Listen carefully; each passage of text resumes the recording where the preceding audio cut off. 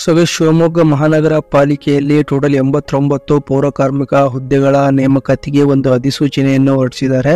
So ಇದು ಅಧಿಸೂಚನೆ ದಿನಾಂಕ ಬಂದ್ಬಿಟ್ಟು 22/1/2024 ಆಗಿರುತ್ತೆ. ಸೊ ಅಧಿಸೂಚನೆ ಇಲ್ಲಿ ಒಂದು PDF ನ ಕೊಟ್ಟಿದ್ದಾರೆ. ಅಧಿಸೂಚನೆ ಕಂಪ್ಲೀಟ್ ಒಂದು ನೋಟಿಫಿಕೇಶನ್ ಅನ್ನು ಕೊಟ್ಟಿದ್ದಾರೆ. ಇದರ ಮೇಲೆ ಕ್ಲಿಕ್ ಮಾಡಿದ್ರೆ ಒಂದು ಅಧಿಸೂಚನೆ ಓಪನ್ ಆಗುತ್ತೆ. ಸೊ ಇಲ್ಲಿ ನೋಡಬಹುದು, ಇದು ಶಿವಮೊಗ್ಗ ಮಹಾನಗರ ಪಾಲಿಕೆ ಒಂದು ಅಧಿಸೂಚನೆ ಆಗಿರುತ್ತೆ. ಸೊ ಇದು ಈ ಹುದ್ದೆಗೆ ಹೇಗೆ ಅಪ್ಲೈ ಮಾಡಬೇಕು, ಅದೇ ರೀತಿ ಅರ್ಹತೆ ಏನು, ವಯೋಮಿತಿ ಎಷ್ಟು, ಸೊ ಎಲ್ಲದರ ಬಗ್ಗೆ ಈ ಒಂದು ವಿಡಿಯೋದಲ್ಲಿ ನಾನು ನಿಮಗೆ ತಿಳಿಸ್ಕೊಡ್ತಾ ಇದ್ದೀನಿ.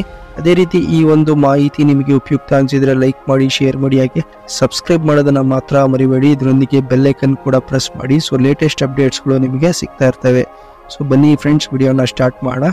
ಸೊ ಈ ಒಂದು ಅಧಿಸೂಚನೆಯ ಒಂದು ಲಿಂಕ್ ಅನ್ನು ಡಿಸ್ಕ್ರಿಪ್ಷನ್ ಅಲ್ಲಿ ಹಾಕಿರ್ತೀನಿ. ಸೊ ನೀವು ಅಲ್ಲಿಂದ ಡೌನ್ಲೋಡ್ ಮಾಡಿಕೊಂಡು ಈ ಒಂದು ಅಧಿಸೂಚನೆಯನ್ನು ಕಂಪ್ಲೀಟ್ ಆಗಿ ವಿವರವಾಗಿ ನೀವು ಓದ್ಕೋಬಹುದು. ಅದೇ ರೀತಿ ಒಂದು ಶಾರ್ಟ್ ಆಗಿ ಒಂದು ಈ ಅಧಿಸೂಚನೆ ಬಗ್ಗೆ ತಿಳ್ಕೊಳ್ಳೋಣ.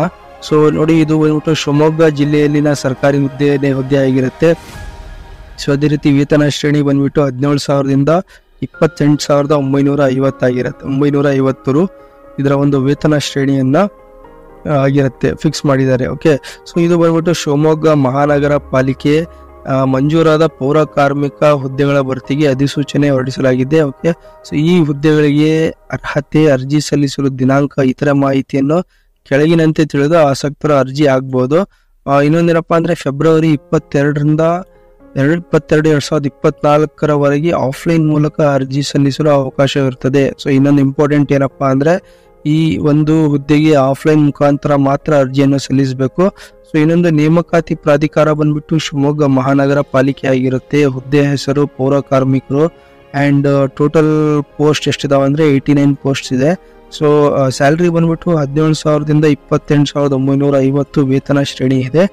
ಅದೇ ರೀತಿ ಮೀಸಲಾತಿ ವರ್ಗಗಳ ಪ್ರಕಾರ ಪರಿಶಿಷ್ಟ ಜಾತಿ, ಓಕೆ, ಸೊ 15, ಪರಿಶಿಷ್ಟ ಪಂಗಡ 7 ಹುದ್ದೆಗಳಿದಾವೆ. ಪ್ರವರ್ಗ 1 4 ಹುದ್ದೆ, ಪ್ರವರ್ಗ 2A 13, ಪ್ರವರ್ಗ 2B 4, ಪ್ರವರ್ಗ 3A 3, ಪ್ರವರ್ಗ 3B 4, ಸಾಮಾನ್ಯ 39 ಹುದ್ದೆಗಳು ಖಾಲಿ ಇರ್ತವೆ. ಓಕೆ, ಸೊ ಇದನ್ನ ಹೇಗೆ ಅಂದ್ರೆ ನಿಗದಿತ ನಮೂನೆಯಲ್ಲಿ ಅಗತ್ಯ ಮಾಹಿತಿಗಳನ್ನು ಭರ್ತಿ ಮಾಡಿ ಸಂಬಂಧಪಟ್ಟ ಪೌರಾಯುಕ್ತರು ಮುಖ್ಯಾಧಿಕಾರಿಗಳಿಂದ ದೃಢೀಕರಿಸಿ, ಓಕೆ, ಸೊ ಅವರಿಂದ ದೃಢೀಕರಿಸಿ ಲಗತ್ತಿಸಬೇಕು. ಇನ್ನೊಂದು, ಅರ್ಜಿ ನಮೂನೆ ಪಡೆಯುವುದು ಎಲ್ಲಿ ಮತ್ತೆ ಭರ್ತಿ ಮಾಡಿದ ಅರ್ಜಿಯನ್ನು ಸಲ್ಲಿಸಬೇಕಾದ ವಿಳಾಸ ಎಲ್ಲಿ ಅಂದ್ರೆ ಸೊ ಆಯುಕ್ತರು ಮಹಾನಗರ ಪಾಲಿಕೆ ಶಿವಮೊಗ್ಗ. ನೋಡಿ, ಇದು ಈ ಒಂದು ಅರ್ಜಿ ಏನಪ್ಪಾ ಅಂದ್ರೆ ಇವರು ವೆಬ್ಸೈಟ್ ಅಲ್ಲೂ ಕೂಡ ಇಂದ ಅರ್ಜಿನ ಬಿಟ್ಟಿಲ್ಲ. ಓಕೆ, ಸೊ ಆಫ್ಲೈನ್ ನೀವು ಅರ್ಜಿಯನ್ನ ಇಸ್ಕೋಬೇಕಾಗ್ತದೆ. ಅದು ಎಲ್ಲಂದ್ರೆ ಆಯುಕ್ತರ ಕಚೇರಿ ಮಹಾನಗರ ಪಾಲಿಕೆ. ಸೊ ಅಲ್ಲೇ ಒಂದು ಅರ್ಜಿಯನ್ನು ಪಡೆದುಕೊಂಡು ಫಿಲ್ಅಪ್ ಮಾಡಿಬಿಟ್ಟು ಕೇಳಿರ್ತಕ್ಕಂಥ